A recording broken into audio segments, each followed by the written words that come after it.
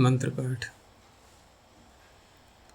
ओम सहनाववतु सहनौ भुनक्तु सह वीर्यं करवावहै तेजस्विनावधीतमस्तु मा विद्विषावहै।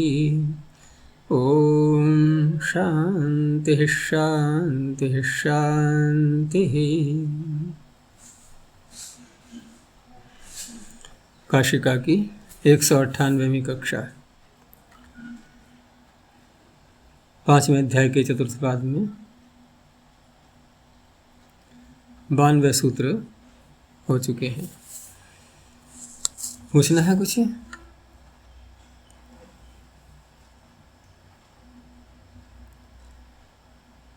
आवाज आ रही है मेरी?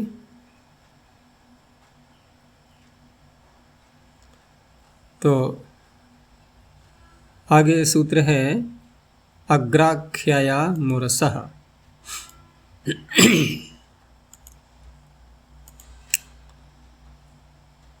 पीछे से इसमें जो टच प्रत्यय का प्रकरण प्रारंभ हुआ था। माइक बंद करो। ये पृष्ठ संख्या 392 में तत्पुरुषस्य पुल्लिंग संख्या वेदादेह में जो अव्ययादेह के का उदाहरण अत्यंगुलम और तत्पुरुषस्य टिकम में अत्यंगुली पुरुष। तो इसमें अर्थभेद है ना आचार्य? कल जो नहीं, वो मैंने सारी बातें बताई थी ना कि अर्थभेद ठीक है। अगर हम समास उस तरह का करते हैं बहुव्रीहि समास से तो अर्थभेद आ ही जाएगा। जैसे पीछे जो अत्यंगुलम बनाया था उसका तात्पर्य क्या था कि अंगुलिभ्यः अतिक्रांतम, अंगुली से जो निकल गया, ठीक है ना, अतिक्रांत कर गया। अब उसके मैंने दो प्रकार से अर्थ लिए थे कि या तो हम अंगुली में से किसी वस्तु को उतार देते हैं, निकाल देते हैं, उसको भी अत्यंगुल कह सकते हैं, या हम किसी चीज़ को नाप रहे हैं उसकी लंबाई, और लंबाई देखी हमने तो हमारी उंगली का नाप है, उंगली की लंबाई है, उसको उसने अतिक्रांत कर दिया अर्थात उससे अधिक लंबा है, ठीक है ना। ये भी अर्थ निकल सकता है। ये प्रसंग के अनुसार अर्थों को देखा जाता है वाक्य में प्रयोग आने पर। तो ये तो उस तरह का अर्थ हुआ था। लेकिन जब तत्पुरुष समास नहीं किया जाएगा, बहुव्रीहि समास करेंगे, तो उस अवस्था में अत्यंगुली ही पुरुष का क्या अर्थ बनेगा?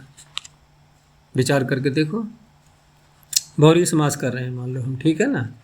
अत्यंगुली ही पुरुषः, तो पुरुषः को हटा दें यदि हम थोड़ी देर के लिए। पुरुषः तो हमने लगा दिया, उसमें विशेष्य के शब्द कह किसको रहा है, लेकिन विशेष्य तो हमारी विवक्षा के अधीन है ना, हम किसको कहना चाह रहे हैं। केवल अत्यंगुली ही में बहुव्रीहि समास करके अर्थ क्या हो सकता है उसका? तो वहाँ क्या करेंगे हम, वहाँ कैसे विग्रह करेंगे अत्यंगुली में?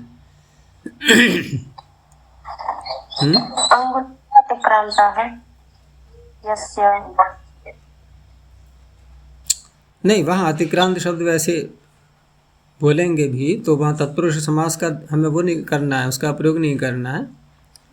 और उस अवस्था में हमें अन्य पदार्थ को लेना है। अन्य पदार्थ तो वहाँ भी था अत्यंगुलम में भी अन्य पदार्थ, क्योंकि हम जब तत्पुरुष करते हैं और कुगति प्राधेय से जब समास करते हैं और जो वार्तिक लगाते हैं ना हम, अत्यादेह क्रांताद्यर्थे आदि, तो इन सब से भी अन्य पदार्थ ही निकल रहा होता है। कहने को तत्पुरुष समास उत्तर पदार्थ प्रधान होता है, लेकिन सर्वत्र बातें नहीं घट पाती। जैसे कि हमने अव्ययभाव में नहीं देखा था, वहाँ तो स्पष्ट ही सूत्र आता है अन्य पदार्थ च संज्ञायाम, जबकि हम अव्ययभाव को क्या मानते हैं, पूर्व पदार्थ प्रधान, और सूत्र कह रहा है अन्य पदार्थ च संज्ञायाम। तो ऐसे ही तत्पुरुष में भी कहीं कहीं ऐसी स्थिति आती है कि उत्तर पदार्थ की प्रधानता हमें नहीं दिखाई देती है वहाँ पर, ठीक है ना, अन्य पदार्थ ही लग रहा होता है। जैसे कि अत्यंगुलम का क्या अर्थ हुआ, जो उंगली से निकल गया वो अन्य पदार्थ ही तो है कोई, या जिसकी लंबाई अधिक है उंगली से वो अन्य पदार्थ ही तो है कोई। अब अन्य पदार्थ ही हमें बहुव्रीहि समास में भी लेना है। अत्यंगुली ही पुरुषः को न बोले हम थोड़ी देर के लिए, तो उस समय हम क्या अत्यंगुली ही उसको नहीं कह सकते कि जो उंगली से निकल गया है वो भी तो अन्य पदार्थ ही है। लेकिन समास का नाम बदल जाएगा।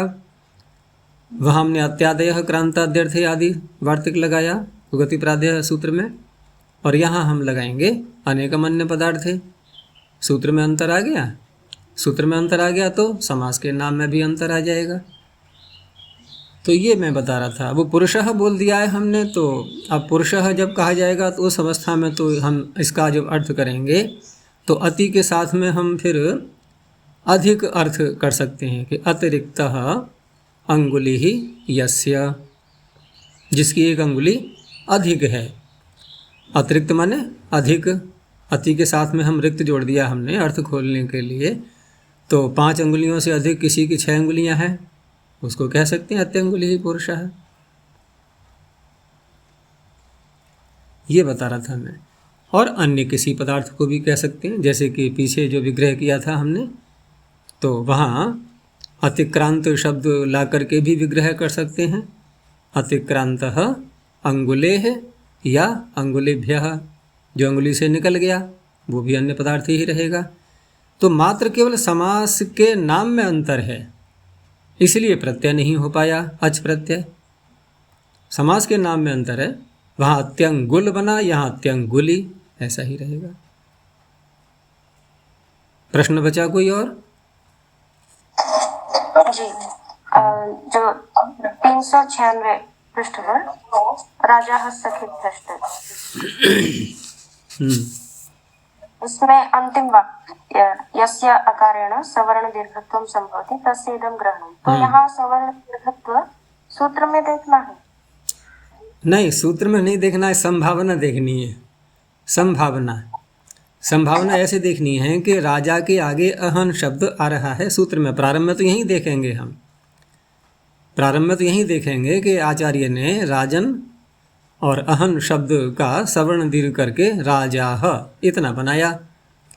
अब उससे संकेत क्या दे रहे हैं वो, कि हमें ऐसा शब्द लेना है, अर्थात राजन जिसके अंत में हो, राजन अहम सखी। यहाँ तो प्रश्न केवल राजन पर ही उठाया था इन्होंने, कि राजन जिसके अंत में आ रहा है वहाँ ऐसा शब्द देखना है हमें जो अकारांत हो। जैसे मद्राणाम राजा, अब मद्राणाम राजा बना करके हमने टच प्रत्यय करके क्या बना लिया, मद्र राज, ठीक है ना, मद्र राज इतना बना लिया। और समास में ये टच प्रत्यय ना भी करें, क्योंकि टच प्रत्यय से पहले की अवस्था देखनी है हमें। तो टच प्रत्यय हम ला पाएँ उस योग्यता को देखना है हमें कि शब्द में योग्यता आ गई कि नहीं आ गई, जैसा वृत्तिकार कह रहे हैं यहाँ पर। तो वहाँ पर मद्र और राजन में हमने प्रत्यय नहीं किया, मान लो हमें टच प्रत्यय नहीं करना है, तो शब्द क्या बनेगा, मद्र राजा, यही तो बनेगा। तो मद्र और राजन का समास करके स्थिति हो गई मद्र राजन, यहाँ तक पहुँच गए। उसके आगे की जो प्रक्रिया होगी, फिर प्रत्यय नहीं लाएंगे तो नकार का तो लोप करना ही है अंत में जा कर के। तो मद्र राजा ये जो बना है शब्द, ये ऐसा है कि इसके आगे यदि कोई अजादी शब्द आता है तो सवर्ण दीर्घ हो सकता है कि नहीं। जैसे मद्र राजा यहाँ आ रहा है तो मद्र राजात्र आगच्छति, हो गया सवर्ण दीर्घ। अब दूसरे शब्द पे आ जाओ कि मद्राणाम राजी, अब यहाँ भी हमने टच प्रत्यय नहीं किया है अभी, और समास करके जो पूरा शब्द बना वो बना मद्र राजी। अब यहाँ हमने अत्र आगे बोला कि मद्र राजी यहाँ आ रही है, हो जाएगा सवर्ण दीर्घ। तो ये संभावना निकाली है इन्होंने कि ऐसा शब्द लेना है, राजन अंत में जिसके आ रहा हो वो ऐसा शब्द पकड़ना है जो कि आगे यदि आजादी कोई शब्द आए तो सवर्ण दीर्घ संपन्न हो जाए। वो यहाँ हो नहीं पा रहा है मद्र राजी में। बस ये दिखाने के लिए इन्होंने कहा था कि राजन शब्द का पूर्व निपात किया है आचार्य ने, ये बताने के लिए कि अकारांत यानी कि अवर्णांतता शब्द की रहेगी जहाँ पर, वहाँ टच प्रत्यय होगा।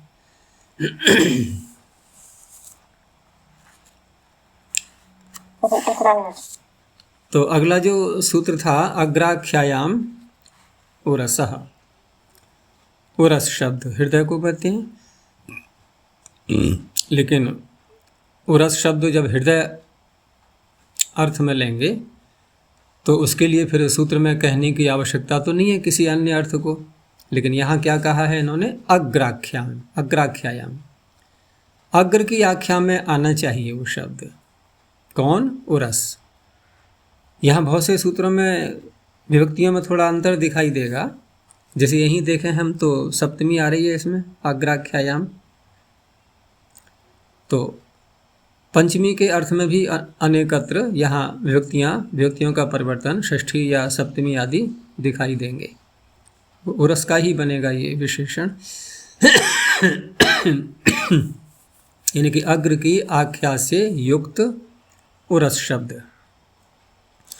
तो उरह शब्दांतात तत्पुरुषात् टच प्रत्ययो भवति, स चेदुरः शब्दः अग्राख्यायाम भवति।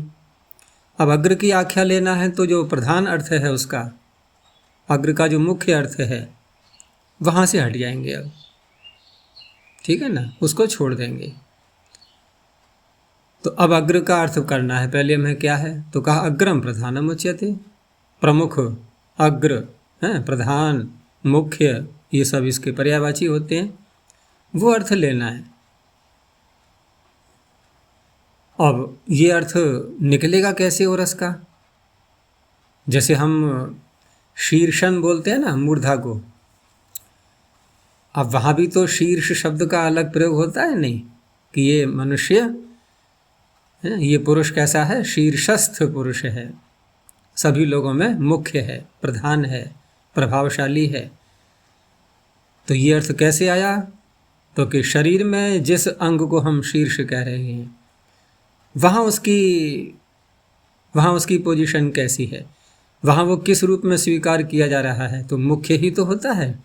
शरीर में शीर्ष मुख्य होता है, शिरस शब्द। ऐसे ही शरीर में उरस शब्द भी मुख्य होता है। हृदय न हो तो कुछ भी नहीं है। रक्त का संचरण भी वहीं से प्रारंभ होता है, केंद्र बिंदु है वहाँ पर पूरा। तो अब वही अर्थ हमें लाना है व्यवहार में, जो अन्यत्र उरस शब्द का प्रयोग करेंगे। जैसे शीर्षण का मुख्य अर्थ हमने शरीर में देखा, तो व्यवहार में भी, लोक में भी, जहाँ मुख्यता हमें दिखाई दे रही है किसी वस्तु में, तो वहाँ शीर्ष शब्द का प्रयोग करते हैं। तो यथा शरीरावयवानाम उच्यते उरह प्रधानम, जैसे शरीर के अवयव में उरस को प्रधान माना गया है। एवं अन्योपि प्रधान भूतः, ऐसे ही अन्य भी कोई यदि प्रधानता से युक्त पदार्थ है तो उरह शब्देन उच्यते, उसको भी उरस शब्द से कहा जाता है। अब अश्व शब्द के साथ में समास किया षष्ठी, अश्वानाम उरह, तो तात्पर्य क्या होगा निर्धारण में षष्ठी लेकर के, अश्वों में जो प्रधान है। अब इसका क्या तात्पर्य होगा, यानी कि मुख्य अश्व, श्रेष्ठ ऐसा घोड़ा, उसे कहा जाएगा अश्वोरसम। ऐसे ही हस्त्योरसम, रथोरसम, अच्छा रथ। अग्राख्यायामिति किम, अब अग्राख्या यदि नहीं है तो जो अभिधावृत्ति से अर्थ निकल रहा है वही लेना है, कि देवदत्तस्य उरह, देवदत्त का हृदय, वक्षस्थल, तो देवदत्तोरह, यहाँ अच प्रत्यय नहीं हुआ, वो टच प्रत्यय।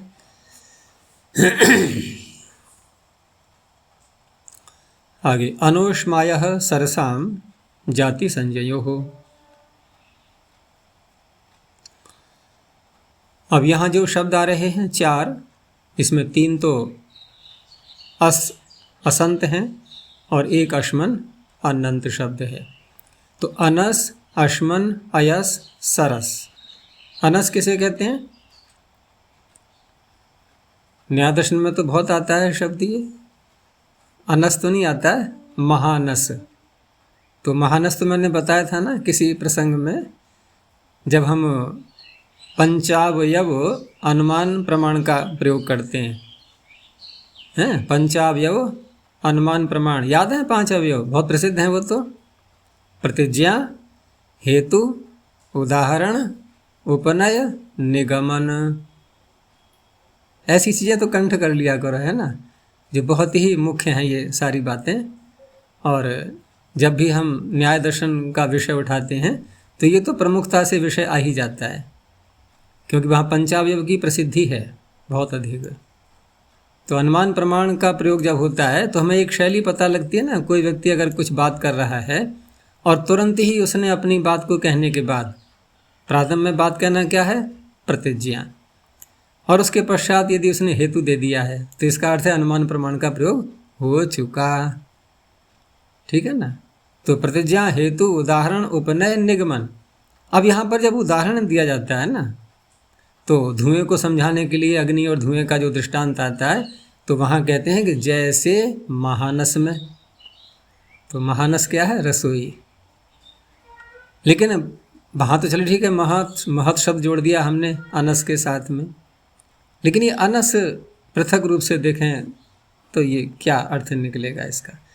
तो अनस वैसे तो कोशों में अगर देखोगे तो वहाँ गाड़ी आदि अर्थ निकलता है, या गाड़ी का अवयव कोई हो, जो पशुओं को चलाने की गाड़ियाँ होती हैं तो उनको अनस कहा जाता है।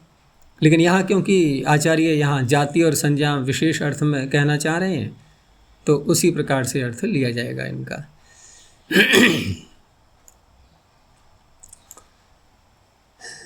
तो अनस, अश्मन, अयस, सरस इत्येवम् अन्तात् तत्पुरुषात् टच प्रत्ययो भवति जातौ संज्ञायां च विषये। जाति अर्थ में भी और संज्ञा अर्थ में भी, दोनों में इन्होंने लिया है। तो दोनों के उदाहरण फिर दिखाएंगे अलग अलग ही।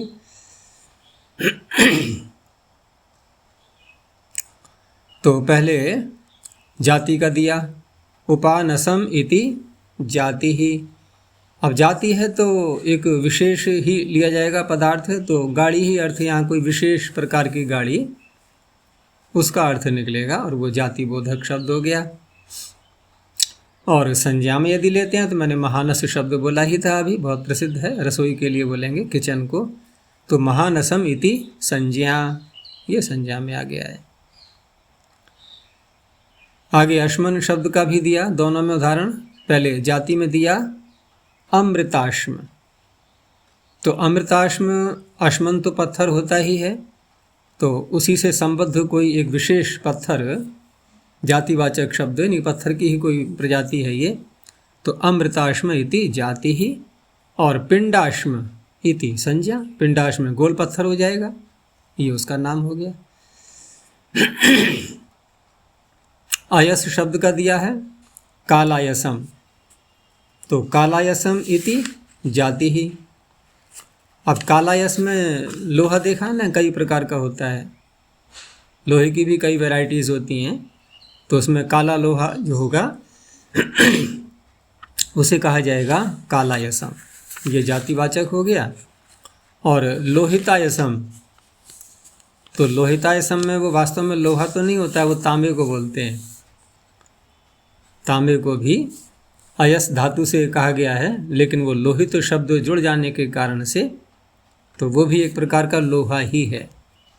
ठीक है, वो अलग ताम्र धातु बोली जाती है, लेकिन लोहितायस शब्द संस्कृत में तांबे के लिए आता है। आगे अंत में सरस शब्द का दिया है, तो मंडूक सरसम। अब ये जातिवाचक कैसे बना, तो ऐसे तालाबों को कहा जाएगा। और जाति की पहचान तो मैंने बताई थी ना कि कोई भी शब्द एक से अधिक पदार्थों में जब उसका प्रवृत्ति निमित्त बनता है, एक से अधिक पदार्थों को जब कहता है वो, तो वो जातिवाचक बन जाता है। तो ऐसे सभी तालाब जिनमें कि मेढक अधिक रहते हैं, बाहुल्य है जिसमें मंडूकों का, तो उनको कहा जाएगा मंडूक सरस। तो मंडूक सरसम इति जाति ही। और जल सरसम जब कहा जाएगा तो ये एक संज्ञा हो गई, जल के तालाब। अब जल के तालाब में कुछ बाहुल्य देख सकते हैं, जल का भरे हुए हैं जल से। जाति संज्ञा और ऋतिकिम। अब जाति और संज्ञा अर्थ नहीं लिया जाएगा, केवल मात्र एक सामान्य जो शब्द का अर्थ है वही लेंगे। तो सत और अनह, ये सदन उससे मत बना लेना, सत धातु से, सत और अनह, वही सत है वही अन है, यानी गाड़ी जो है, विद्यमान गाड़ी जिसकी सत्ता है वो सदन है। ऐसे ही सदश्मा विद्यमान पत्थर, सत्सरह विद्यमान तालाब, कुछ भी अर्थ ले सकते हैं, कोई जाति या संज्ञा नहीं है, एक सामान्य यौगिक शब्द बन चुके हैं ये।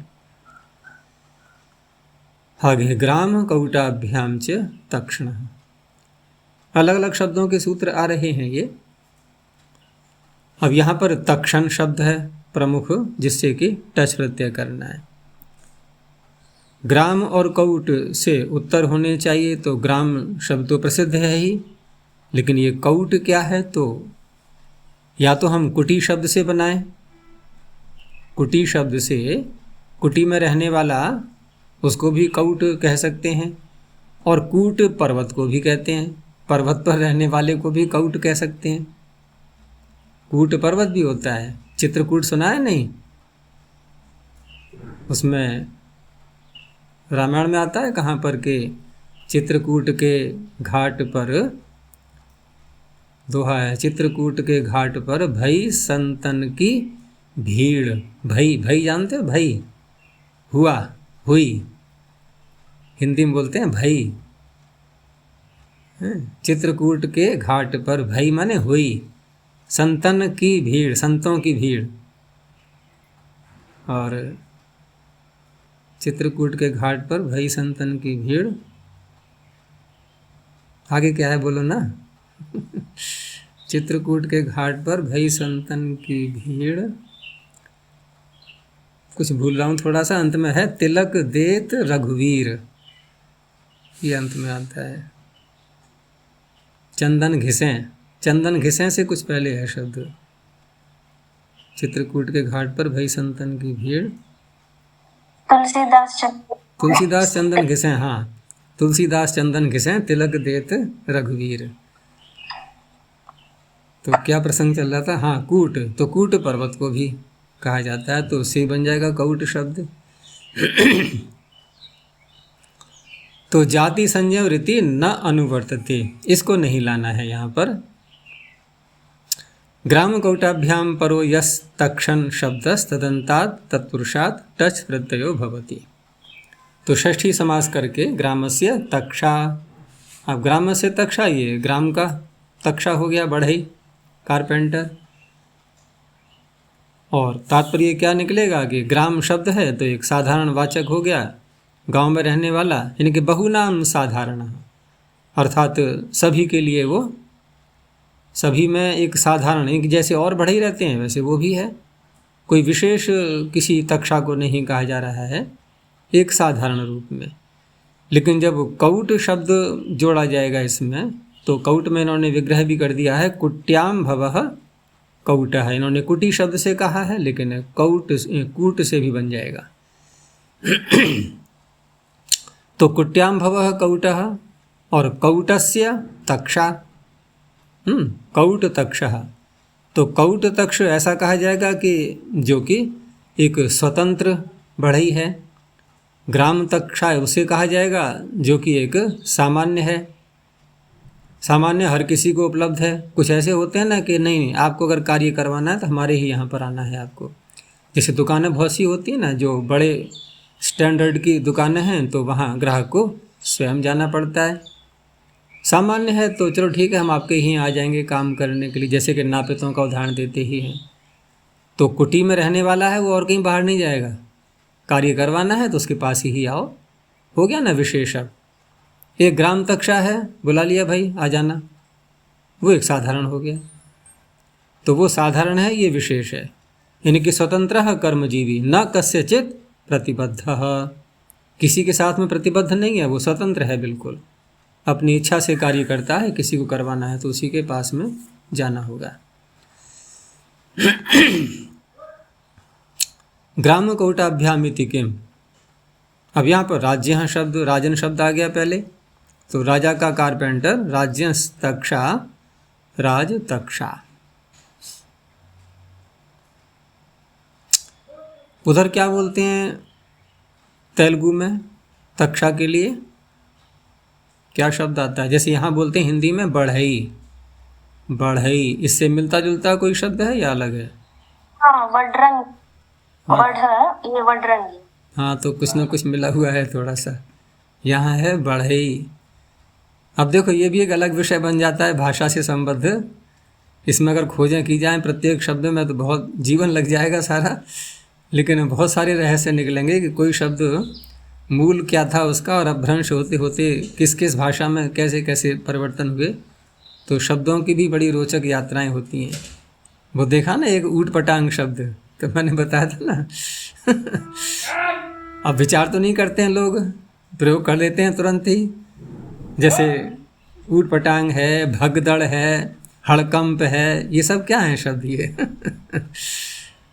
तो सबके अर्थ जो है ना अगर गहराई से देखें तो बड़ी सरलता से निकल आते हैं। हड्डियों का काम जाना हड़कंप हो गया है, भगदड़ भागो और दौड़ो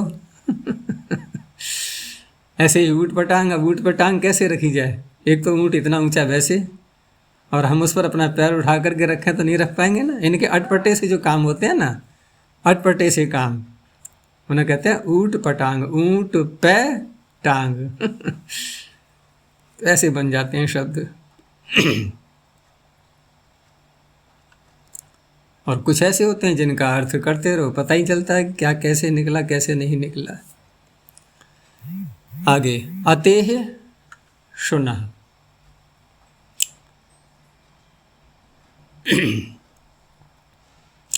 तो अतेह शुनः में यहाँ पर अति शब्द लिया है इन्होंने, और अति शब्दात् परो यह श्वन शब्द तदन्तात् तत्पुरुषात् टच प्रत्यय भवति। कोई विशेष अर्थ नहीं है, बस अति के द्वारा ही अर्थ का पता लगेगा। तो इस तरह से यहाँ श्वन को किसी ने अतिक्रांत कर दिया। अब अतिक्रांतता किसी भी रूप में ली जा सकती है, प्रहार करने की दृष्टि से, हिंसकता की दृष्टि से, गति की दृष्टि से। तो यहाँ गति की दृष्टि से इन्होंने निकाला है अर्थ कि अतिक्रांतः श्वानम, श्वान को जो, श्वन को, कुत्ते को जो अतिक्रांत कर गया, यानी कि दौड़ने में। क्योंकि सुअर जो है ऐसा नहीं होता है इतनी तेज़ दौड़ पाए, कुत्ता अधिक तेज़ दौड़ लेगा। लेकिन कोई बलिष्ठ अगर वराह है तो उसने अतिक्रांत कर दिया, तो अतिश्वो वराह अर्थात जववान, जव माने वेग। मंत्रों में आता है ना जविष्ठ, मन के लिए जविष्ठ और अतिश्वः सेवका। अब देखो यहाँ अर्थ बदल जाएगा। वहाँ तो हमने गति की दृष्टि से अतिक्रांतता दिखाई, यहाँ अतिक्रांतता कैसी दिखाई जा रही है कि कुत्ते को बहुत स्वामी का सेवक माना गया है ना, स्वामी भक्त। अब कोई सेवक है वो उससे भी ज़्यादा स्वामी भक्त है, तो उसने कुत्ते को अतिक्रांत कर दिया। अब कहने को तो बड़ा निंदनीय उपमा जैसी लग रही है कि कुत्ते से उपमा दी जा रही है, लेकिन प्रशंसा भी छिपी हुई है इसमें सेवा की दृष्टि से क्योंकि स्वामी भक्त उसको बताया जा रहा है, ये उसकी प्रशंसा भी हो गई। तो सुष्ठु स्वामी भक्तः इत्यर्थः। दूसरा इन्होंने अब स्वामी भक्त को न लेकर के सीधा सेवा को ही ले लिया, सेवा अर्थ में भी घटा लिया इन्होंने। यानी कि सेवा जितनी श्वन की, कुत्ते की होती है उससे अधिक सेवा, तो अतिश्वी सेवा। तो स्त्रीलिंग दिखाने के लिए इन्होंने, क्योंकि टच पड़ते हैं ना, तो टिड्ढाने से हम गीप भी कर सकते हैं यहाँ। लेकिन यहाँ जो, हाँ यहाँ दूसरा अर्थ लिया है इन्होंने। अतिश्वी सेवा में इन्होंने जो अर्थ खोला है अति नीचा, अति नीचा इत्यर्थः। तो अतिक्रांत कर गया का तात्पर्य नीचे को अतिक्रांत कर गया। जैसे प्रसिद्धि होती है ना किसी मनुष्य की, जैसे राम भी प्रसिद्ध हुए और रावण भी प्रसिद्ध हुआ, लेकिन दोनों की प्रसिद्धि में अंतर है ना, एक डिक्रीजिंग हुआ एक इंक्रीजिंग हुआ प्रसिद्ध दोनों हो गए, प्रसिद्ध दोनों हो गए। तो ऐसे यहाँ पर अतिक्रांतता तो आई, लेकिन वह अतिक्रांतता निम्न कोटि की ओर चली गई, उधर को अतिक्रांत कर गया। जैसे जीरो होता है ना बीच में शून्य, ऊपर के अंक आते हैं वो प्लस कहे जाते हैं और नीचे के अंक माइनस, लेकिन शून्य को तो दोनों ने अतिक्रांत कर दिया, माइनस वालों ने भी और प्लस वालों ने भी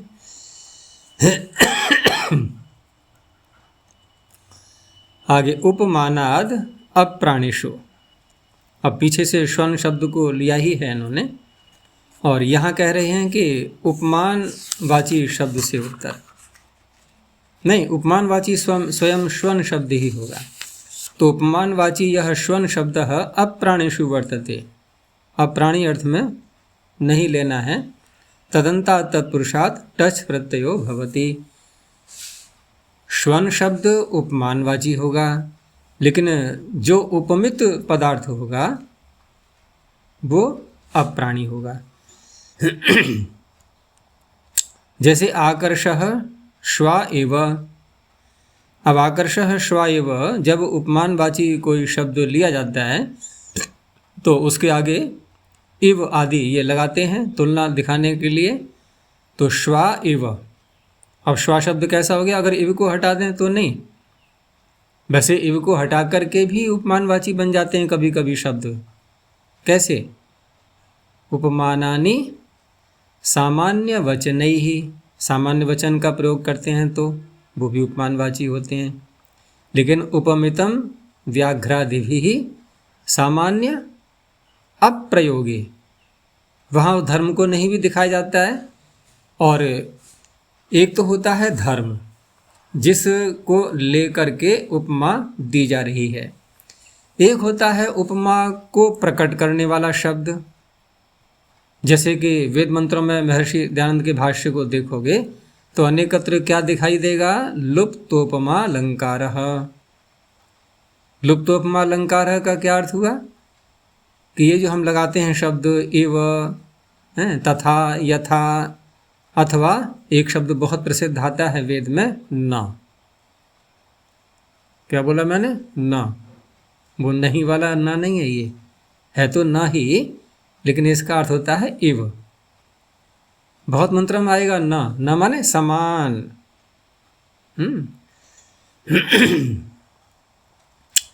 तो ऐसे जब शब्द नहीं आते हैं मंत्रों में और उपमा निकल रही हो तो उसमें कौन सा अलंकार? अब ये अलंकार बन गया, उस शब्द का प्रयोग न करना ये भी अलंकार बन गया, तो लुप्तोपमा अलंकार बोलते हैं उसको। लेकिन व्यवहार में ऐसा प्रायः कम होता है, लोक भाषा में वहाँ इव आदि इन शब्दों का प्रयोग करते हैं स्पष्टता के लिए। तो उदाहरण दिया इन्होंने आकर्षः श्वा इव, लेकिन इससे कहना क्या चाह रहे हैं ये आकर्षः श्वा इव? तो देखो श्वा जो है ना यहाँ पर, ये अप्राणी अर्थ में यदि लेंगे हम तो श्वा वैसे तो कुत्ता हो ही गया प्राणी, लेकिन उसकी अगर प्रतिमा बना ली जाए, मूर्ति बना ली जाए अन्य किसी प्रकार की, जैसे कि खेतों की रखवाली के लिए भी कृषक लोग वो बना लेते हैं ना आकृतियाँ भिन्न भिन्न प्रकार की, तो ऐसे ही खलिहान में, खलिहान किसे कहते हैं? जहाँ पर किसान फसल को ला करके इकट्ठा करता है, उसका संग्रह करता है, एक स्थान पर रखता है, और अभी अन्न पूरा नहीं निकाला गया है, अन्न पूरा वहाँ से नहीं निकाला गया है, तो दो शब्द जोड़े के रूप में प्रयोग में आते हैं ना, खेत खलिहान, खेत खलिहान। तो खेत तो हो गया वो खेत क्षेत्र जहाँ पर शस्य उगाई गई है, और वहाँ से काट करके इकट्ठा करके एक स्थान पर रखा गया, अपने गांव के समीप में ही रखते हैं प्राय करके, दूर न जाना पड़े, जिससे सुरक्षा भी करते रहें उसकी, उसे कहते हैं खलिहान या खलियान या खलिहान। कहीं हाँ बोलते हैं, कभी हैं कल्लम कहते हैं। हाँ, तो वहाँ पर भी एक प्रकार से रात्रि में सुरक्षा के लिए कुत्ते की एक लकड़ी की मूर्ति बना के रख दी वहाँ, जिससे रात में कोई आए तो डर जाए उसको देख करके। लेकिन वो कुत्ते में है क्या? कोई शक्ति है, कोई पावर है? कुछ भी नहीं है। तो ऐसा जो है ना, उसके समान जो है उसे कहा जाएगा आकर्ष श्वः अथवा फलक श्वः। आकर्ष श्वः, फलक श्वः, इनके ये ऐसे कुत्ते के समान है कि जैसे कि खलिहान में किसी कुत्ते की मूर्ति बना दी गई है, उसके समान है ये। तो उसके समान है का तात्पर्य बलहीन है बिल्कुल।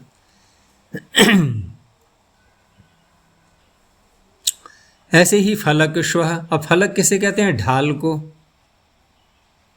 फलक कहेंगे ढाल के लिए। अब ढाल क्या है? एक सुरक्षा का उपकरण होता है अपनी सुरक्षा करने के लिए, तो उसके समान जो है वो फलक श्वः कहा जाएगा। तो समास जब यहाँ पर करेंगे तो प्रारंभ के जो शब्द हैं आकर्ष और फलक, आकर्ष और फलक, ये क्या हो गए? उपमित। और उपमानवाची कौन बना? श्वा। श्वा बना उपमानवाची और उपमित कौन हो गए? आकर्ष और फलक। तो उपमितम व्याघ्रादि भी सामान्य प्रयोगी, धर्म बताया नहीं जा रहा है यहाँ पर। उपमा किस धर्म को लेकर के दी जा रही है ये तो बताया नहीं गया वाक्य के अंदर। जैसे पुरुष व्याघ्र बोलते हैं नहीं, पुरुषः व्याघ्र एव, लेकिन कौन सा धर्म? कोई नहीं, वो वैसे ही हमें समझना होता है। तो सामान्य प्रयोगी। और एक होता है कि शस्त्री एव श्यामा। अब श्याम धर्म बोल दिया ना हमने, ये सामान्य का प्रयोग हो गया। तो जहाँ सामान्य का प्रयोग नहीं होता है और उपमा यदि दी जा रही है तो उपमितम व्याघ्रादि भी सामान्य प्रयोगे, इसे समास कर लेते हैं। तो आकर्ष श्वः फलक श्वः टच प्रत्यय हो गया।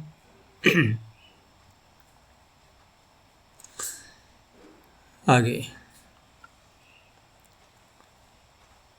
उपमानादिति किम। अब उपमानवाची यदि नहीं लिया जाएगा तो केवल तत्पुरुष समास तो कर दिया, नहीं तत्पुरुष न श्वा अश्वा, जो श्वा नहीं है कौन? लोष्ट। लोष्ट श्वा नहीं है, लेकिन उपमा नहीं दी जा रही यहाँ पर कोई भी। अब प्राणिषु इति किम। अब यहाँ पर वानर को ही बताया जा रहा है सीधा, और उधर श्वा भी प्राणीवाची है। तो वानरः श्वा एव, ये वानर कैसा है? श्वा के समान है। तो वानर श्वा। अब किस धर्म को लेकर के वो नहीं बताएगा, लेकिन वानर श्वा के समान है। तो सारी बातें निकलेंगी यहाँ पर। सामान्य का अप्रयोग भी है, उपमित भी है वानर, लेकिन समास तो उसी से करेंगे, उपमितम व्याघ्रादि भी से, लेकिन प्राणी अर्थ होने के कारण से टच प्रत्यय नहीं हो पाएगा। आगे उत्तर मृग पूर्वाच्य सक्थनः। उत्तर मृग पूर्व और अंत में आएगा सक्थी। सक्थी शब्द है या सक्थिन? मूल शब्द क्या है? सक्थी। जैसे अस्थि, सक्थी। अब भूतों का यहाँ है, मैंने तो सक्थिन बताया है। पहले सक्थिन बताया था। देखो अस्थि दधि सक्थी, एक ही सूत्र में आ रहे हैं सारे। अस्थि दधि सक्थी। अच्छा कोश में देखना, कोश में क्या दिया हुआ है, क्योंकि उसमें जो तीनों शब्द आए ना एक जैसे होने चाहिए। अस्थि दधि सक्थी, तीनों ही कारांत है ना उसमें। तो इसमें कोश में यदि देखें, नहीं इकारांति ही है।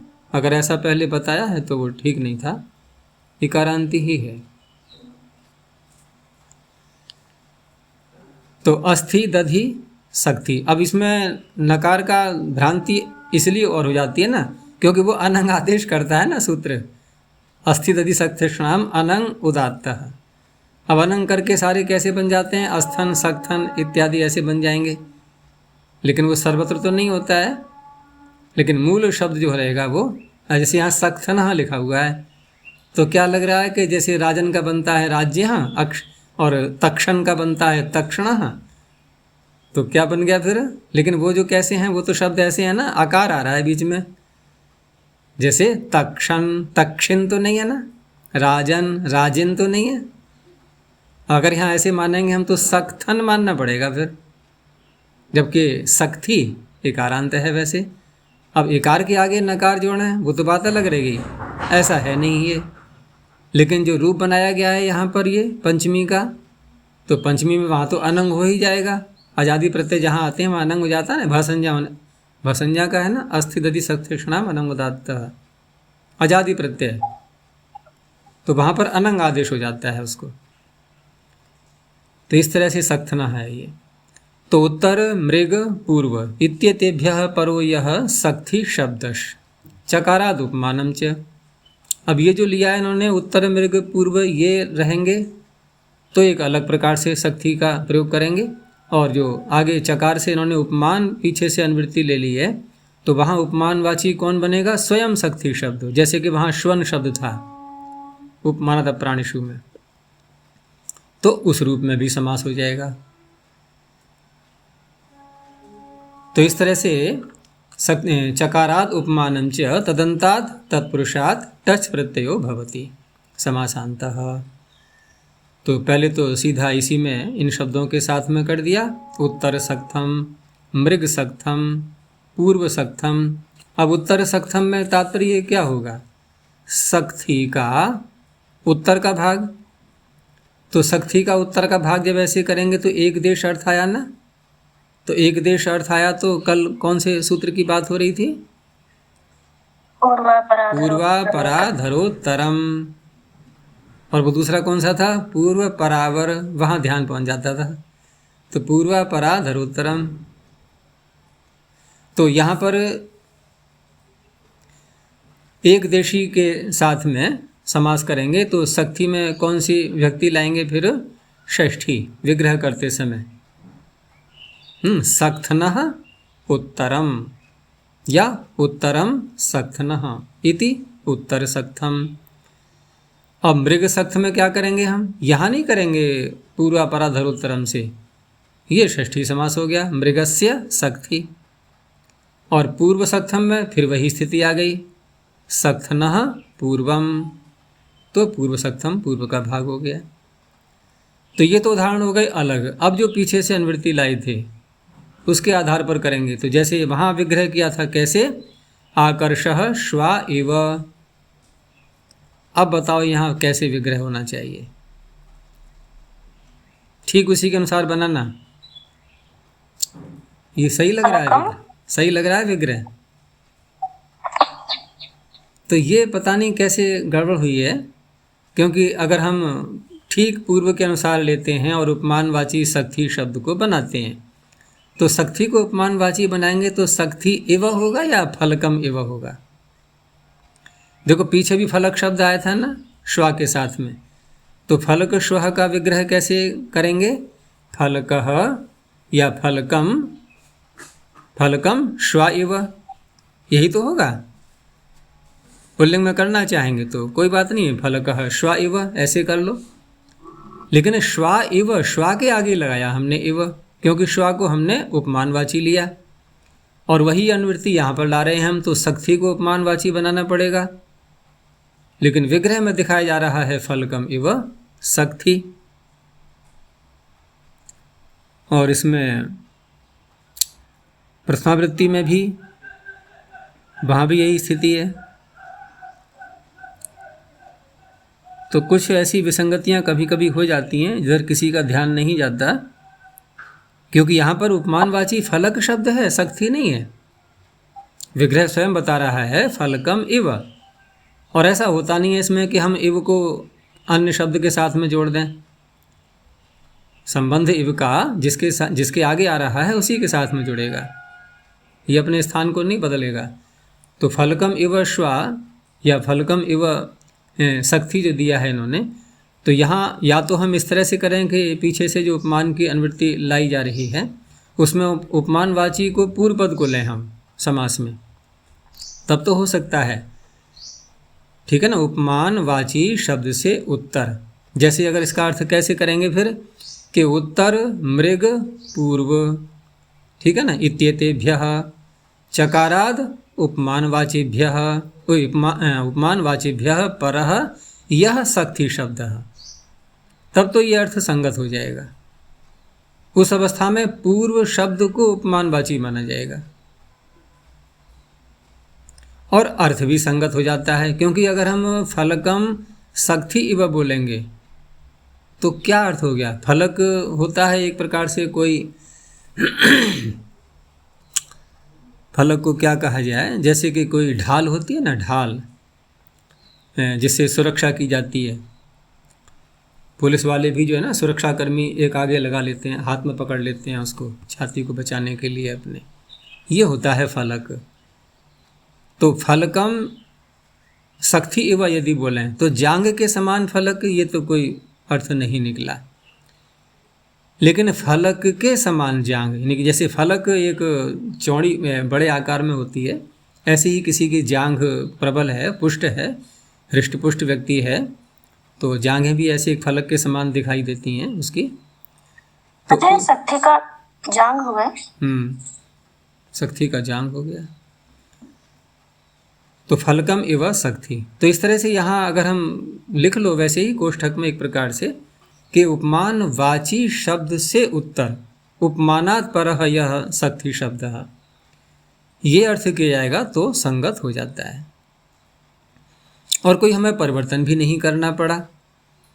देखो वहाँ उपमानात् जो शब्द था सूत्र में, विचार करके देखो कि वहाँ जो उपमानात् शब्द था तो उसके ऊपर से शुनः की निवृत्ति आ रही थी, वो भी पंचम्यंत था, उपमानात् भी पंचमी हो गई, ठीक है ना। तो उपमानात् शुनः ये जुड़ गया आपस में। लेकिन यहाँ पर जो सक्थनः आ रहा है, ये सूत्र में जो सक्थनः शब्द है ये भी पंचम्यंत, लेकिन पीछे जो इसके शब्द पड़े हुए हैं उत्तर, मृग, पूर्व अलग से, इनमें भी पंचमी आ रही है। तो इन्हीं पंचमियों के साथ में हम उपमानात् की पंचमी को जोड़ दें, ठीक है ना। तो उस तरह से फिर उनसे उत्तर, जैसे उत्तर मृग पूर्व से उत्तर, ऐसे ही उपमान से उत्तर, ये ज़्यादा संगत लगता है। तो फलकम इव शक्ति फलक शक्तम। आचार्य न्यासकार विशेषण विशेषण बहुलम से समास लिखा। न्यास में तो बहुत सी गलतियां मिलेंगी बहुत अस्त व्यस्त हो गया है न्यास भी, यहाँ कोई संबंध ही नहीं है उसका विशेषण विशेषण का, कहाँ से कहाँ डाल दिया है इन्होंने इसमें, उसका कोई प्रसंग नहीं है।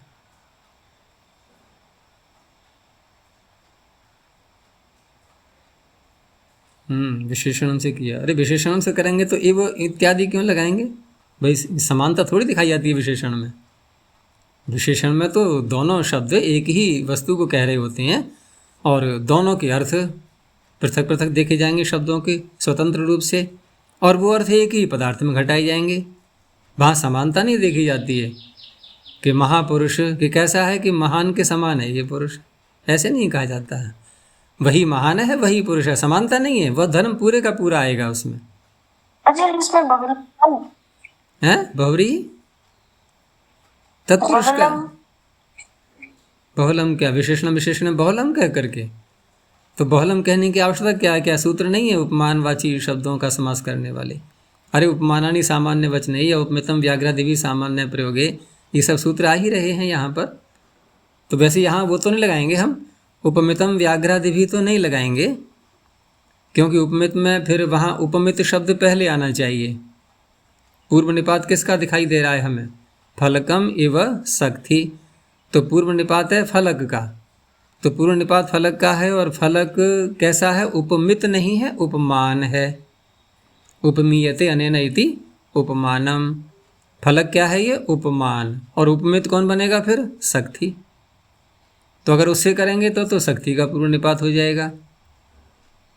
फिर तो ऐसे दिखाना पड़ेगा हमें कि शक्ति फलकम एव, ठीक है ना, ऐसे दिखाना पड़ेगा, शक्ति हो जाएगा फिर उपमित, वो इसका उदाहरण बनेगा नहीं। और फलक को हमने उपमान बना लिया है तो वो सूत्र तो लगेगा नहीं। अब रही बात कि हम उपमानानि सामान्य वचन ही इसको लगाएं, तो वहाँ पर सामान्य वचन का प्रयोग अनिवार्य हो जाता है। फिर उपमान तो आ जाएगा पहले, उपमानानि उपमान बनेगा ना पहले, तो फलक पहले आ गया, लेकिन सामान्य वचन भी तो साथ में बोलना पड़ेगा, जैसे शस्त्री इव श्यामा। उस दृष्टि से हम विशेषणम विशेषण को लगा सकते हैं, लेकिन विशेषणम विशेषण को लगाते समय हमें ये तो स्वीकार करना ही पड़ा कि पीछे से जो उपमानात् की निवृत्ति आ रही थी वो शक्ति का विशेषण नहीं बनेगी। ये तो स्पष्ट हो ही गया ना। न्यासकार का भी अगर हम माने तो अगर देखें तो इन्होंने गलती को तो पहचान लिया है, लेकिन उसको खोला नहीं है पूरा पूरा। सूत्र तो विशेषण सही लग चुका है, क्योंकि विशेषण विशेषण बहुलम बहुल की का ही सहारा लिया जाएगा, अर्थात तो उपमानवाची शब्दों का भी समास कर सकता है ये बहुल कहने से, क्योंकि अन्य कोई सूत्र है नहीं यहाँ पर उपमानवाची का समास करने के लिए। उपमित का तो है, और उपमानवाची का तब होता है जबकि सामान्य वचन का भी प्रयोग हो।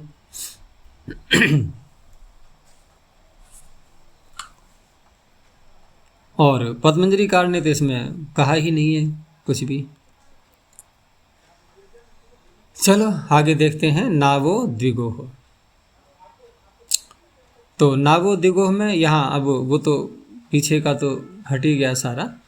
अब यहाँ पर नौ शब्दांतात, पंचमी है, नौ शब्दांतात द्विगोह टच प्रत्यय भवति समासांतः। अब यहाँ द्विगु शब्द किसका बनेगा? विशेषण तत्पुरुष का। तत्पुरुष जो आ रहा है ना पीछे से, भले ही अर्थ में न बोला जाए, क्योंकि नौ का नहीं बनेगा ये। एक शब्द कभी द्विगु नहीं होता है, समास का नाम द्विगु होता है, किसी प्रातिपदिक का नाम नहीं। तो नौ शब्दांत से टच प्रत्यय हो जाएगा, जैसे द्वे नावौ समाहृते। अब समाहार अर्थ में तो एक ही सूत्र है समास करने वाला, अगर तत्पुरुष करना है तो तत्पुरुष करने वाला समाहार का एक ही सूत्र है। तो तत्पुरुष उससे तयतार्थ उत्तर पद समाहारे च, इसे समास कर लिया तो द्वे नावौ समाहृते द्विनावम त्रिनावम। लेकिन जब द्विनाव धनः करेंगे तो कौन सा सूत्र लगाएंगे? तब भी वही लगाएंगे, लेकिन अब थोड़ा अंतर आ गया। देखो, जब हम तद्धितार्थोत्तर पद समाहरे च सूत्र को लगाते हैं तो एक बात और ध्यान देने की होती है कि तद्धितार्थ जब बोल रहे होते हैं उस अवस्था में तद्धित के अर्थ को दिखाना पड़ेगा हमें विग्रह में, पहली बात। दूसरा शब्द क्या है? उत्तर पद। उत्तर पद जब कहा जाता है और इसका उदाहरण हम जब लाएंगे तो हमें दो समास करने पड़ते हैं सदा। एक समास पहले और करना होगा। क्यों करना होगा हमें और? क्योंकि जब उत्तर पद परे रहते पूर्व वाला जो भाग है वो द्विगु बनेगा। उत्तर पद परे रहते पूर्व वाला भाग बनेगा द्विगु, और एक शब्द का समास कभी होता नहीं। तो दो शब्द हो गए फिर द्विगु में, एक उत्तर पद, तीन हो गए, नहीं हो गए? अब तीन पदों का समास करना है हमें, तो तीन पदों का समास अविभाव होता है क्या? तत्पुरुष होता है क्या? द्वंद्व होता है क्या? बोलो ना। नहीं होता। केवल एक ही समास ऐसा है जो अनेक पदों का हो सकता है, और इसीलिए सूत्र में भी क्या क्या गया? अनेकम, अन्य पदार्थ। तो अब कहने का तात्पर्य, हम जब उत्तर पद वाले विश्व शब्द को लेंगे यहाँ पर और उसका उदाहरण दिखाएंगे तो स्पष्ट है कि हमें बहुव्रीहि समास तो पहले दिखाना ही होगा, और तीन पदों को लाएंगे हम बहुव्रीहि समास में, क्योंकि दो पदों का भी तो होता है। अगर दो ही पदों का किया है तब भी ये सूत्र का विषय नहीं बनेगा। तो पहले हम बहुव्रीहि समास दिखाएंगे। बहुव्रीहि समास करके अब तीन पद हो गए। अब उसमें जो तीसरा पद है वो उत्तर पद की भूमिका निभाएगा, और प्रारंभ के जो दो पद है, यद्यपि अतिरिक्त समास करने की आवश्यकता नहीं है, सूत्र का पूरा, शब्द का पूरा अर्थ तो निकल आया। जैसे दो नाव किसी का धन है, संपत्ति है किसी की, मालिक है दो नावों का कोई व्यक्ति, तो दो नाव किसी का धन है, अर्थ निकल आया पूरा। फिर भी यहाँ पर टच प्रत्यय करना है हमें अतिरिक्त, तो क्या करना पड़ेगा? एक समास और करना पड़ेगा, क्योंकि टच बिना तत्पुरुष के होगा नहीं, और हमने किया है बहुव्रीहि, तो बहुव्रीहि में टच कैसे हो जाएगा? तो एक समास फिर और करना होता है, केवल दो पदों का, प्रारंभ वालों का। अब समास करने के लिए ऐसा नहीं है विग्रह करें अलग से, और विग्रह तो हमने कर दिया पहले। क्या विग्रह करेंगे द्विनावधना का? बोलो।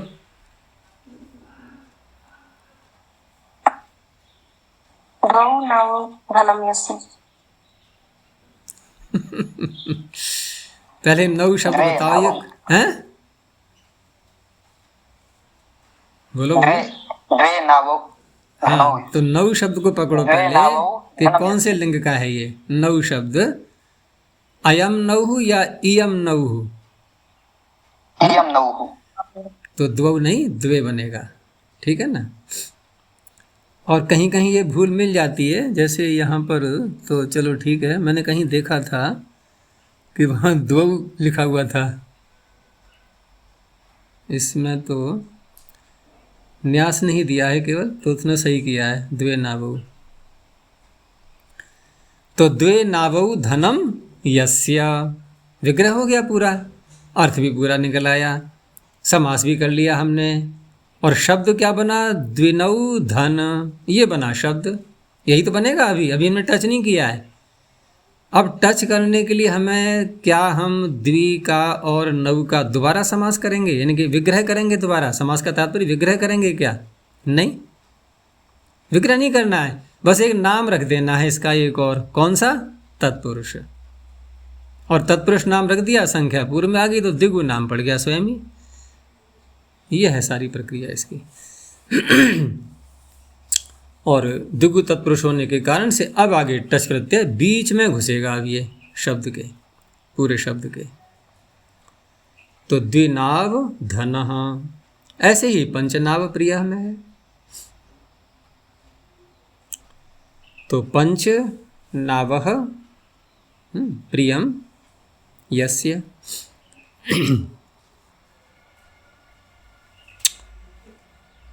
वैसे प्रिया बोलेंगे वहाँ, क्योंकि प्रिय कौन है? नाव।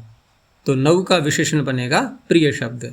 और धन शब्द में बोला हमने जब, द्वे नावौ, क्या बोलेंगे? धने।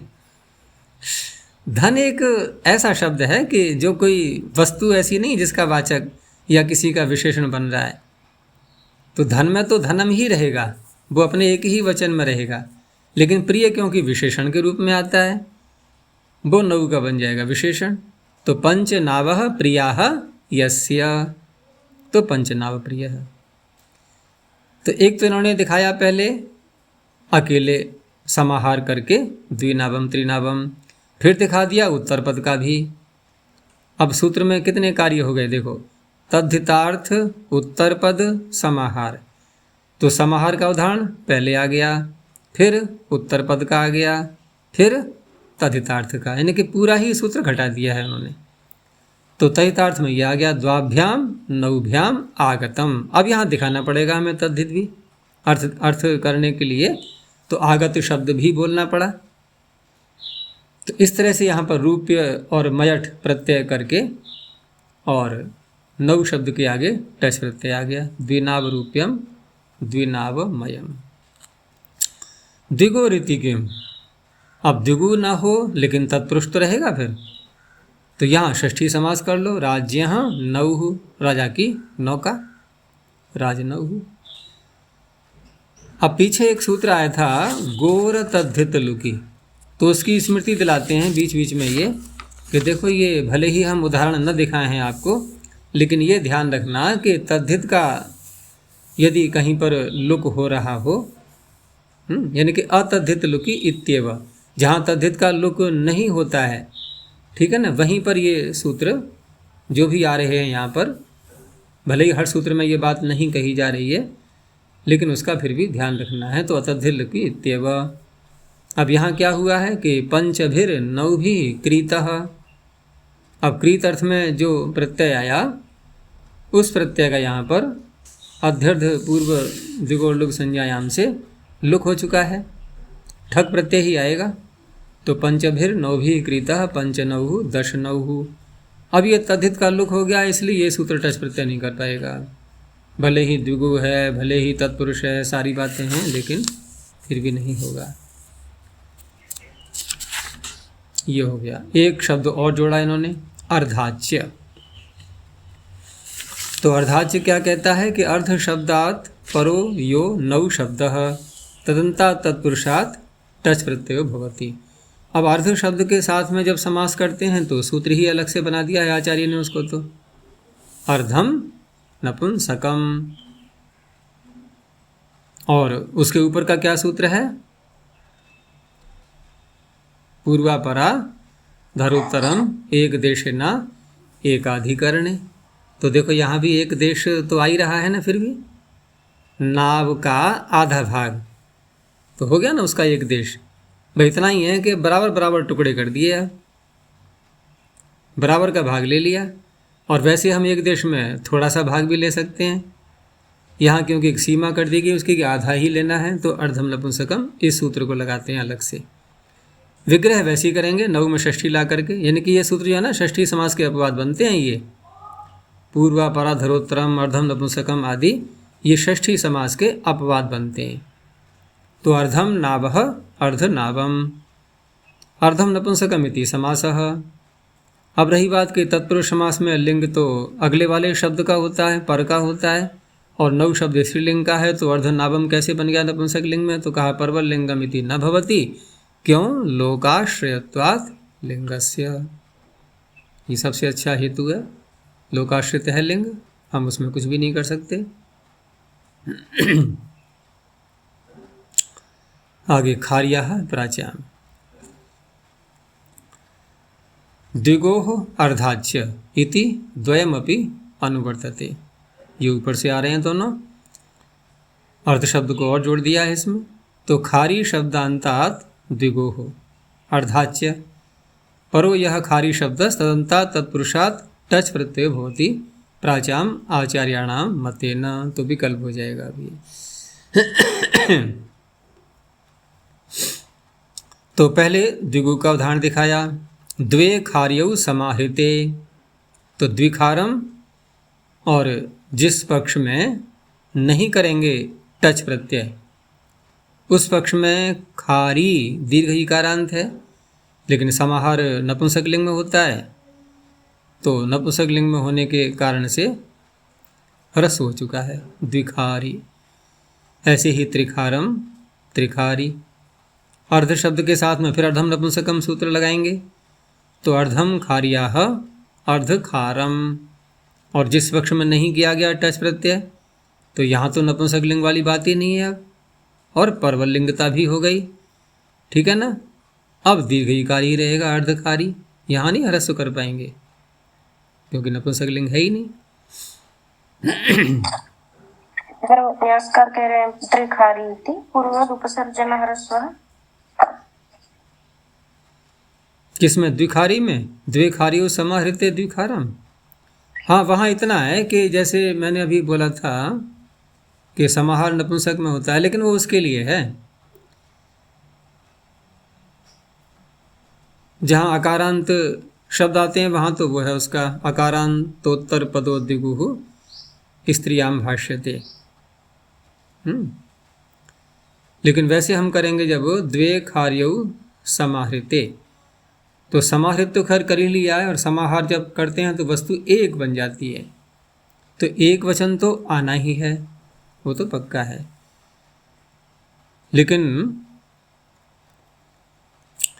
लेकिन जो खारी अंत में आ रहा है यहाँ पर, कहाँ बताया था? परवल लिंग नहीं, ये तो हो गया, परवल लिंग तो हो ही जाएगा। हाँ, इसमें न्यास कारण दिया है द्विखारी इति त्रिखारी इति, तो यहाँ पर पूर्व पद उपसर्जन ह्रस्व है। कैसे लिखा है इन्होंने? पूर्ववद होना चाहिए, ये प नहीं है, वाह है। पूर्व पद नहीं, पूर्ववद, पूर्व के समान। जैसे पूर्व हम करते आए हैं, उपसर्जन को ह्रस्व हो जाता है, इस तरह से इन्होंने उससे किया है। तो उपसर्जन कैसे मानेंगे हम? उपसर्जन किससे करेंगे संज्ञा खारी शब्द की?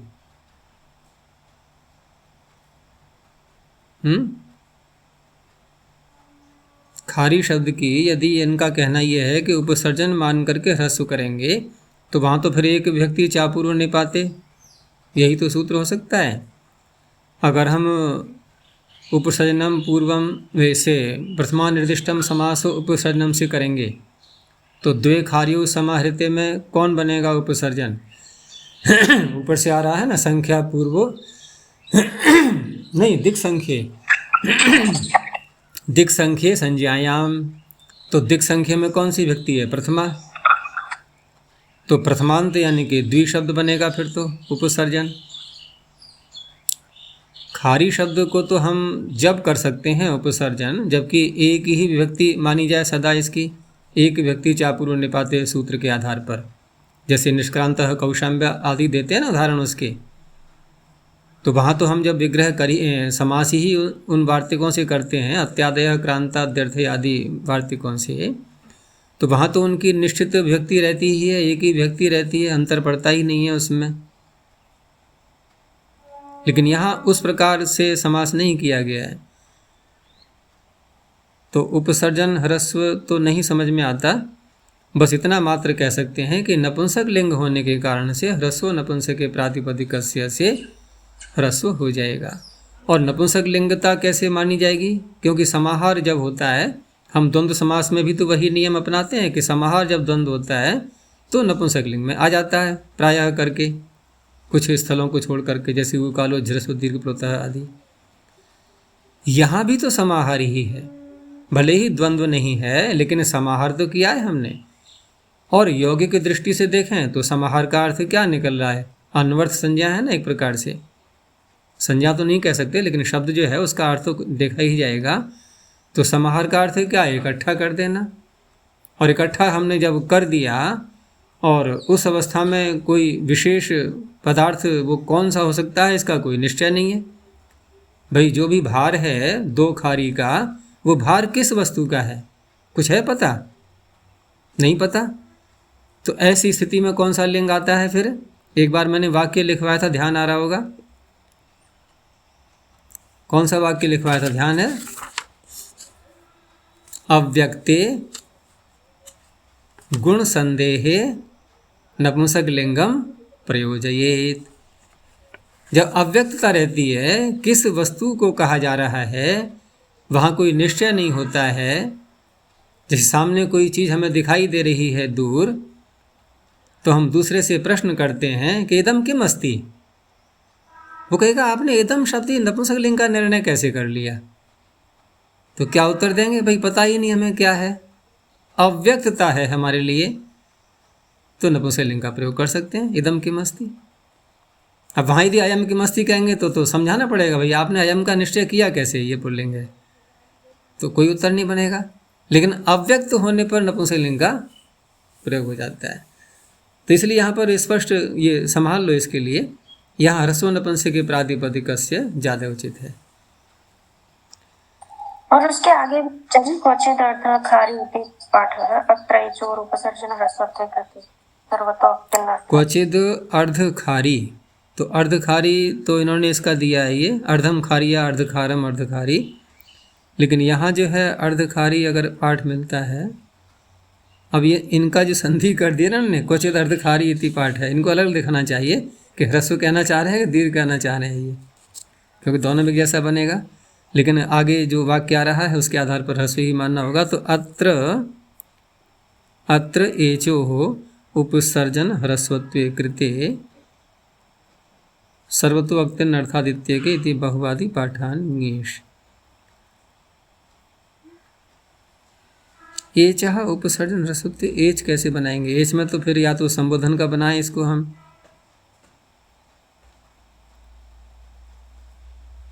एच उपसर्जन ह्रस्वत्वे कृते। कुछ पाठ भ्रष्ट लग रहा है मुझे यहाँ पर। देखो एच को ह्रस्व यदि हम करेंगे, एच एक ह्रस्वादेश है ना, तो उस अवस्था में एच कब बनेगा? ये अर्धखारी बिना संबोधन के तो बनेगा नहीं। संबोधन में गुण कर ले, जैसे मधु का क्या बनता है? हे मधु और हे मधु दोनों बनते हैं वहाँ पर। वो दोनों कैसे बनते हैं वो अलग विषय है। वहाँ पर ललमतांगस्य को अनित्य माना गया है, ठीक है ना, ललमतांगस्य को अनित्य माना गया है। अनित्य मानने के कारण से एक पक्ष में गुण हो जाता है संबोधन में नपुंसकलिंग शब्दों का, मधि मधु और दधि आदि का, एक पक्ष में नहीं भी होता है। तो नपुंसकलिंग तो बना लिया हमने द्विखारी को, और ह्रस्व भी कर लिया हमने। लेकिन जब रूप चलाएंगे इसके तो संबोधन में जाकर के क्या बन जाएगा फिर? ये एक पक्ष में द्विखारे। तो वहाँ यदि उस दृष्टि से कहना चाह रहे हैं ये कि उपसर्जन का हमने यहाँ ह्रस्व किया है इन एच के स्थान पर, अत्र एचोः। एचोः में भी इन्होंने द्विवचन दिया है षष्ठी का। वैसे प्रत्याहार में द्विवचन की आवश्यकता नहीं थी, लेकिन एक एक वर्ण के रूप में ले रहे हैं तो द्विवचन भी ले सकते हैं। लेकिन एक एक वर्ण भी क्या बनेगा फिर? अगर एच प्रत्याहार लेंगे तो ए ओ ऐ औ 4 आ गए ना, तब भी नहीं बनती बात। तो यहाँ पाठ भ्रष्ट तो है कुछ, क्योंकि एचोह बन नहीं रहा है ये। एचोह कैसे? या फिर ऐच ले लें हम केवल, तो ऐच क्यों लिया जाएगा? वहाँ तो सूत्र में है एच एक घ्रस्वादेश एच पढ़ा हुआ है, तो ये स्पष्ट है नहीं, छोड़ो इसको। तो ये हो गया खार्याः प्राचाम। आगे है द्वित्रिभ्याम अंजले है। यहाँ अंजलि शब्द लिया गया है और प्रारंभ के शब्द आएंगे दो, द्वि और त्रि। तो द्वित्रिभ्याम परो यो अंजलि शब्द तदन्तात् तत्पुरुषात् टच प्रत्ययो भवति। अंजलि शब्द स्त्रीलिंग का है कि पुल्लिंग का है? अयम अंजलि या इयम अंजलि? इयम। फिर चूक गई। ये अयम होता है, ठीक है ना?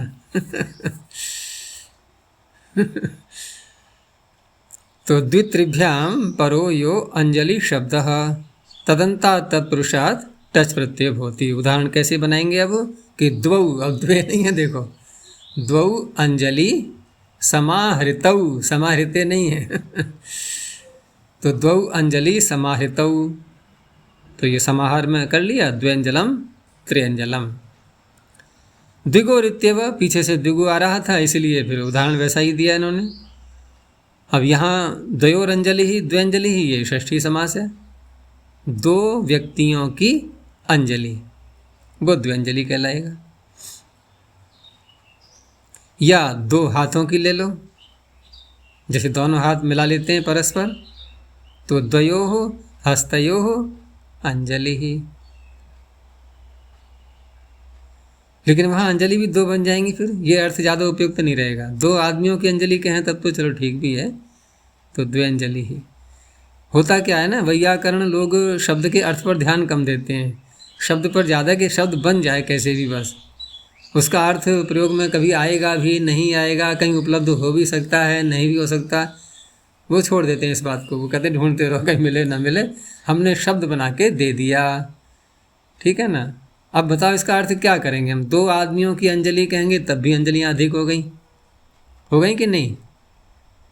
द्वयोः अंजलि ही, अगर द्वयोः हस्तयोः कहें तो द्व्यंजलि ही जो शब्द बना पूरा, इसका क्या अर्थ होगा? दो हाथों की अंजलि, तो अंजलि एक है कि दो बनी, अब तब भी दो बनी। और द्वयोः पुरुषयोः अंजलि ही, तो चार चार बन जाएंगी फिर। दो एक व्यक्ति की और दो दूसरे व्यक्ति की, तो बस कुछ शब्द बनाने से मतलब है। अतद्धित लोकी इत्येव, वो भी स्मरण दिला दिया इन्होंने। तो द्वाभ्याम अंजलिभ्याम क्रीतः। अब यहाँ भी यदि हम अभिधावृत्ति से अर्थ निकालें तो निकल आएगा, दो अंजलियों से खरीदा, यानी किसी ने हाथ काट के दे दिए अपने और कोई वस्तु खरीद ली। तो यहाँ अभिधावृत्ति से नहीं निकलेगा ना, लाक्षणिक अर्थ लक्षणा से निकालना पड़ेगा, और व्यंग्यार्थ क्या निकलेगा उसका वो देखना है कि हाथ में कुछ भरा गया पदार्थ अंजलि में और उस पदार्थ से कोई वस्तु खरीदी गई है। तो द्व्यंजलि ही त्रिअंजलि ही। अब यहाँ क्या है कि कृत अर्थ में जो प्रत्यय आया उसका लुक किया गया है अध्यर्थ पूर्व सूत्र से, इसलिए। और पतंजलि कार ने देखो खोला भी है इसको कि अंजलि परिमितो व्रीहि आदि ही अंजलि ही। यानी अंजलि का अर्थ क्या लेंगे यहाँ पर? अंजलि से परिमित नपा हुआ जो व्रीहि आदि है अंजलि में लिया गया, यह न पाणी द्वयम, दोनों हाथों को नहीं लेना है काट के दे दिए हैं, तस्य मूल्यत्व असंभवात्, उसका कोई मूल्य नहीं होता है हाथों का। अगर हाथ काट के देंगे भी तो कितने मूल्य का माना जाएगा उनको? एक एक अंग का शरीर का मूल्य कितना होता है? किसी धनपति से कहो कि भाई हमें एक उंगली काट के दे दो, हम तुम्हें 1 अरब रुपया देंगे, वो तब भी स्वीकार नहीं करेगा। तो कहा जाएगा कि नहीं कि देखो एक उंगली की कीमत 1 अरब से भी अधिक हो गई। तो तस्य मूल्यत्व असंभवात् ततश्च परिमाणत्वात्, परिमाण अर्थ लेकर के अध्यर्थ पूर्व से लुक कर दिया गया है। प्राचाम इत्येव, तो द्व्यंजलि प्रिय, तो विकल्प भी चल रहा है साथ में, नहीं भी होता है ये प्रत्यय। अब यहाँ पर ये कौन से सूत्र से प्राप्त दिखा रहे थे समास करके? कौन से सूत्र से समास? वही तहितार्थोत्तर पद, उत्तर पद को मानते हुए, यानी कि द्वौ अंजलि प्रियौ यस्य, ऐसे करके। बस यहीं तक रखते हैं अभी।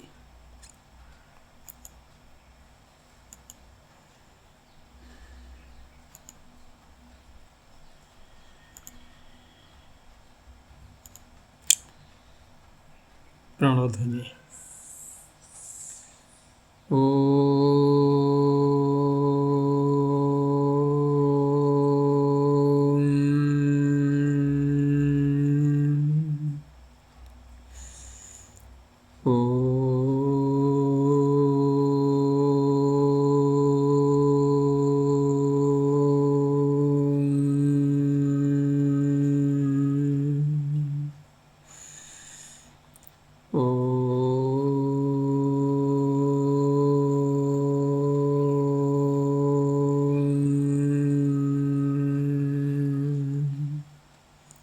शांति शांति शांति।